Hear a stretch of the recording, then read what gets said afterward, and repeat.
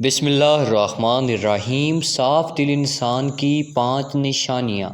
نبی کریم صلی اللہ علیہ وآلہ وسلم کا یہ فرمان ضرور سن لو۔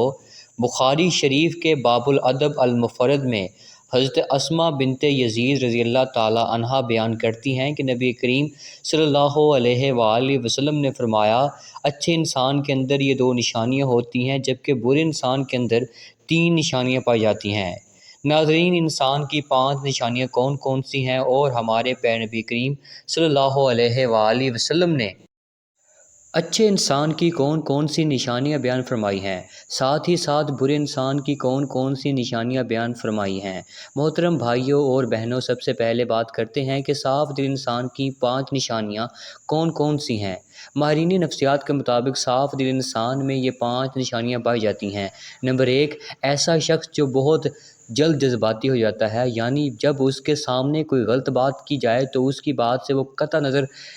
کہ آگے کون کون بیٹھا ہے، یہاں کہ اس کے جذباتی پن کے کیا کیا نقصانات ہو سکتے ہیں، وہ کھل کر اپنی سچائی کا اظہار کرے گا اور اس مقصد کے لیے جذبات کا سہارا لے گا۔ نمبر 2، ایسا شخص جس کا غصہ تھوڑی دیر کے لیے ہوگا، یعنی جیسے وہ بہت جلد جذباتی ہو جاتا ہے اور سامنے والے سے لڑ جاتا ہے، ویسے ہی بہت جلد ٹھنڈا بھی ہو جاتا ہے، بالکل ایسے ہو جاتا ہے جیسے کچھ ہوا ہی نہیں۔ نمبر 3، ماہر نفسیات کہتے ہیں کہ ایسا شخص نہایت ہی حساس طبیعت کا مالک ہوتا ہے اور لوگوں کے تلخ رویوں سے اسے بہت تکلیف دیتا ہے،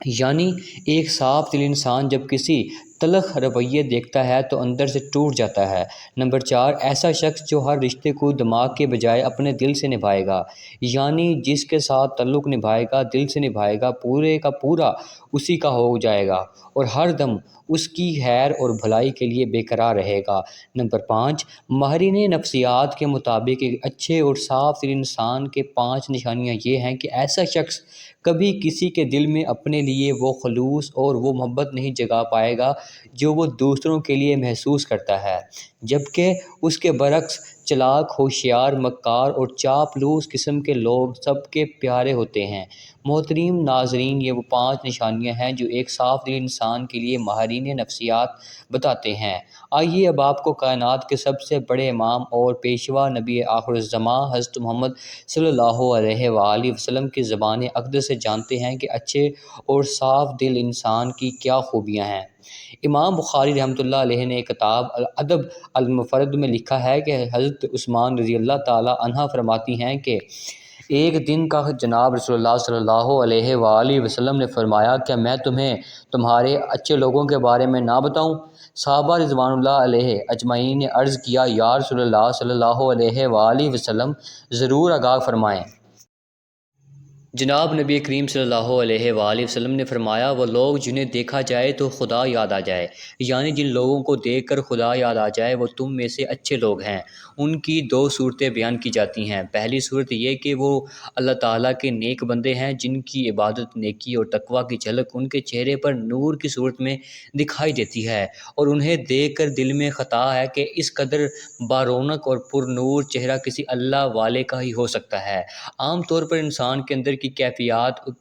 اس کے چہرے سے اندازہ ہو جاتا ہے اور چہرہ انسان کی باطنی حالت کا عکاس ہوتا ہے۔ غصہ ہو یا خوشی، غم ہو یا راحت، ناراضگی ہو یا رضامندی، انسان کے چہرے سے اس کا پتہ چل جاتا ہے۔ اسی طرح انسان کے نیک اعمال اور برے اعمال کے اثرات بھی چہرے سے ظاہر ہوتے ہیں۔ بخاری شریف کی ایک روایت کے مطابق حضرت صلی اللہ علیہ وآلہ وسلم نے اپنے ایک منظر بیان فرمایا کہ میں نے ایسے لوگوں کا ایک ہجوم دیکھا ہے جن کے چہروں کی کیفیت یہ تھی کہ چہرہ کرنے سے حصے یعنی خوبصورت اور باقی نصف حصہ بد تھا۔ فرشتوں سے پوچھا کہ یہ کون لوگ ہیں؟ انہوں نے بتایا کہ یہ آپ کی امت کے ہیں، وہ لوگ ہیں جو اچھے اور برے اعمال دونوں کرتے رہے ہیں، اعمال صالحہ بھی انہوں نے کی ہیں اور اعمال ہمیں بھی پیچھے نہیں رہے، یعنی کہ برے اعمالوں میں بھی پیچھے نہیں رہے۔ ان کے نیک اعمال ان کے چہرے پر حسن کی صورت میں نظر آ رہے ہیں اور برے اعمال چہرے پر بدصورتی کے طور پر نمایاں نظر آ رہے ہیں۔ اس لیے اللہ تبارک و تعالیٰ کے نیک اور مخلص بندوں کے چہروں پر ان کے خلوص اور نیک اعمال کا نور ہوتا ہے اور ان کے بارونق اور نورانی چہرے کو دیکھ کر خدا کی یاد تازہ ہو جاتی ہے۔ جبکہ دوسری صورت میں اس کا ایک معنی یہ بھی کیا جا سکتا ہے کہ وہ لوگ جن کے اعمال افعال و حرکات، ان کا اٹھنا بیٹھنا، لین دین، عبادات و معاملات اور اخلاق و معاملات اللہ تبارک و تعالیٰ اور رسول اللہ صلی اللہ علیہ وآلہ وسلم کے احکامات کے مطابق ہوتے ہیں، انہیں دیکھ کر ایک مسلمان کی عملی زندگی کا نقشہ سامنے آ جاتا ہے اور خدا یاد آتا ہے۔ اس کے علاوہ حضرت محمد صلی اللہ علیہ وآلہ وسلم نے ارشاد فرمایا کہ کامل مومن وہ ہے جس مومن اپنے حسن اخلاق سے دن میں روزہ رکھنے والے اور رات میں عبادت کرنے والے کا درجہ پا لیتا ہے۔ حضور نبی کریم صلی اللہ علیہ وآلہ وسلم کا ارشاد ہے کہ تم میں بہترین شخص وہ ہے جس کے اخلاق سے سب سے اچھا ہو۔ ہمارے اخلاق ہمارے خالق و مالک کے ساتھ بھی اچھے ہونے چاہیے، اور بندوں کے ساتھ بھی خالق و مالک کے ساتھ اچھے اخلاق کا مطلب یہ ہے کہ اس کے ایک جانیں اس کا ہمسر کسی کو نہ بنائیں، جو مال اس نے دیا ہے اس میں سے اس کی راہ میں خرچ کریں، نماز کی پابندی کریں، یوم آخرت یہاں پر ایمان رکھیں، قرآن پاک اور دیگر آسمانی کتابوں پر ایمان رکھیں، اس کی حلال کردہ چیزوں کو حلال اور حرام کردہ چیزوں کو حرام جانیں، ہمیشہ اپنے خالق و مالک کا شکر ادا کرتے رہیں اور تکلیف پہنچنے پر صبر کریں۔ اسی طرح ہمارے اخلاق بندوں کے ساتھ بھی اچھے ہونے چاہیے۔ اچھے اخلاق کے لیے علم کا ہونا ضروری ہے، اس لیے علم حاصل کریں اور اس علم سے لوگوں کو فائدہ پہنچائیں۔ ماں باپ کی فرما برداری کریں، کبھی انہیں جھڑکیں نہیں، ان کے ساتھ نرمی سے بات کریں، انہیں اف تک نہ کہیں، ان کی صحت کا خیال رکھیں، ان کو اپنے ساتھ رکھ کر ان کی خدمت کریں۔ بندوں کے ساتھ اچھے اخلاق میں یہ بھی ہے کہ رشتہ داروں کے ساتھ صلہ رحمی سے پیش آئیں، رشتوں کو نبھائیں، رشتوں کو جوڑیں۔ حضور نبی کریم صلی اللہ علیہ وآلہ وسلم کا ارشاد ہے کہ جو تمہیں محروم کرے تم اسے عطا کرو۔ ایک اور جگہ پر آپ صلی اللہ علیہ وآلہ وسلم نے فرمایا کہ لمبی عمر چاہتے ہو تو اپنے رشتہ داروں کے ساتھ صلہ رحمی کرو۔ اچھے اخلاق کی ایک علامت یہ بھی ہے کہ ہم سلام میں پہل کریں، سلام کو عام کریں، ہر جاننے والے اور انجان کو مسلمان کو سلام کریں، جبکہ آج یہ بات عام ہو چکی ہے کہ ہم صرف اسی کو سلام کرتے ہیں جس کو ہم جانتے ہیں۔ محترم ناظرین، جہاں نبی کریم صلی اللہ علیہ وآلہ وسلم نے اچھے لوگوں کی دو خصوصیات بیان فرمائی ہیں، وہیں پر فرمایا ہے کہ میں تمہیں تمہارے برے لوگوں کے بارے میں نہ بتاؤں؟ صحابہ کرام نے عرض کیا کہ یا رسول اللہ صلی اللہ علیہ وآلہ وسلم ضرور بیان فرمائیں۔ آپ صلی اللہ علیہ وآلہ وسلم نے 3 باتوں کا ذکر فرمایا۔ ایک یہ کہ چگلیاں کھانے والے یعنی ایک دوسرے کی چگلی کرنے والے لوگ چگلی کہتے ہیں، ایک دوسرے کو خواہ مخواہ باتیں پہنچانے والے، ایک کی بات دوسرے کے آگے، دوسرے کی تیسرے کے آگے اور تیسرے کی بات چوتھے کے آگے، اس کا ہمارے ہاں عام طور پر رواج پایا جاتا ہے، اور ہم میں سے بہت سے لوگوں کی یہ عادت بن گئی ہے کہ بلا وجہ لوگوں کو یہ بتاتے رہتے ہیں کہ فلاں تمہارے بارے میں یہ کہہ رہا تھا اور فلاں جگہ تمہارے بارے میں یہ باتیں ہو رہی تھی۔ بلا ضرورت ایسی باتیں کرنا شرعاً گناہ کبیرہ شمار کیا جاتا ہے، لیکن ہمارے ہاں سرے اس کو گناہ ہی نہیں سمجھا جاتا، حالانکہ یہ باتیں اکثر جھگڑوں کا باعث بنتی ہے۔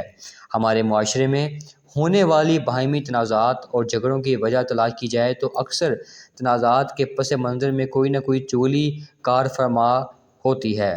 چنانچہ یہ بہت برا عمل ہے اور اسے جناب نبی کریم صلی اللہ علیہ وآلہ وسلم نے برے لوگوں کی علامت قرار دیا ہے۔ دوسری کیا بات بیان کر فرمائی کہ دوسرے دوستوں کے درمیان فساد ڈالنے والے برے لوگوں میں شمار ہوتے ہیں۔ یہ بھی ایک معاشرتی بیماری ہے۔ جب چند دوست اکٹھے محبت و اعتماد کے ساتھ رہ رہے ہیں، اگر کوئی آدمی ان کے درمیان غلط فہمیاں ڈال کر ان کی دوستی کو دشمنی میں بدل دیتا ہے تو وہ بہت بری حرکت کا مرتکب ہوتا ہے۔ اسی طرح ایک خاندان محبت و اعتماد کے ساتھ زندگی بسر کر رہا ہے اور کوئی شخص دخل دے کے ان کی محبت و اعتماد کی فضا کو خراب کر دیتا ہے تو وہ کوئی اچھا کام نہیں کر رہا۔ محبت و اعتماد کی فضا خاندانوں میں ہو، دوستوں میں ہو، مشترکہ کام کرنے والوں میں ہو، اس میں فساد ڈالنے والے کو جناب رسول اللہ صلی اللہ علیہ وآلہ وسلم نے برے لوگوں میں شمار کیا۔ تیسری بات حضور نبی کریم صلی اللہ علیہ وآلہ وسلم نے بیان فرمائی کہ شریف اور باعزت لوگوں میں عیب تلاش کر کے انہیں بے عزت کرنے والے بھی برے لوگ ہوتے ہیں۔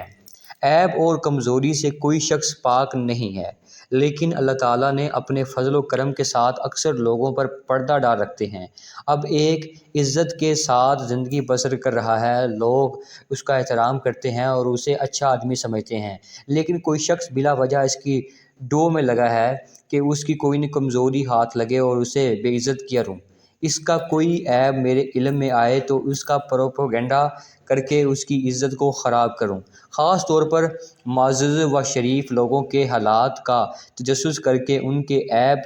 ڈھونڈنا اور پھر انہیں منتشر کر کے ان کی بدنامی اور بے حرمتی کا باعث بننا کوئی اچھی صفت نہیں ہے۔ ان حضرت صلی اللہ علیہ وآلہ وسلم نے ایسے مزاج رکھنے والوں کو برے لوگ قرار دیا ہے۔ یہ تین خرابیاں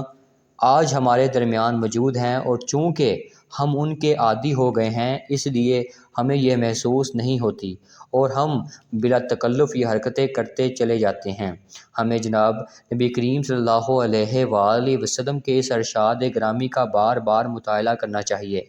اس پر غور کرنا چاہیے اور پھر اپنے معمولات اور مزاج و دعوات پر بھی نظر ڈال کر اپنی کمزوریوں کو محسوس کرتے ہوئے اصلاح کی کوشش کرنی چاہیے۔ اللہ تبارک و تعالیٰ سے دعا ہے کہ ہمیں